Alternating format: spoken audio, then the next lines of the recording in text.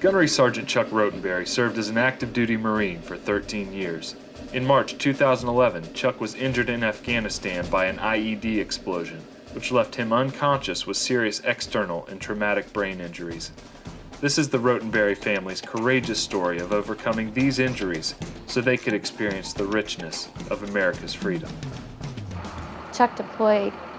Shortly after that deployment in March 2011, I get a call. Just to have him home, just to have him walk in the door and to hear the kids go running and so excited to say, "Daddy's home." I wanted to be with my baby, but I didn't want to be with anybody at the same time. Up until then, I'd been dealing with debilitating migraines, chronic pain and fatigue. I found myself withdrawn, irritated at the smallest things. It affected my family and my ability to even lead Marines. In November, I was diagnosed with a TBI.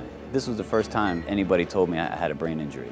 You know, we just kind of accepted this was life, and it became the new normal. 10, 15 pills a day, counseling, whatever programs we could find for ourselves to get involved with. Finally, in March 2013, my husband had a breakdown. He expressed to me that he had wished he had been an amputee so that others could see this was a real pain.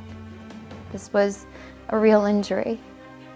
I know God had us in front of the television one afternoon in the middle of the day to see a news program that was talking about new PTSD and TBI treatments. Dr. Harch was the feature, and he was presenting how these treatments are extremely beneficial for our military members suffering with these invisible wounds. It was almost like this weight has been lifted off of our house.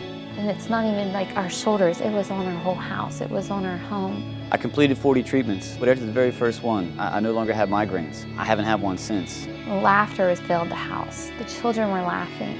He wanted to interact with the kids. He wanted to roll on the floor with them and wrestle. Dr. Paul Harch and oxygen therapy brought me back home. They brought me back to my family.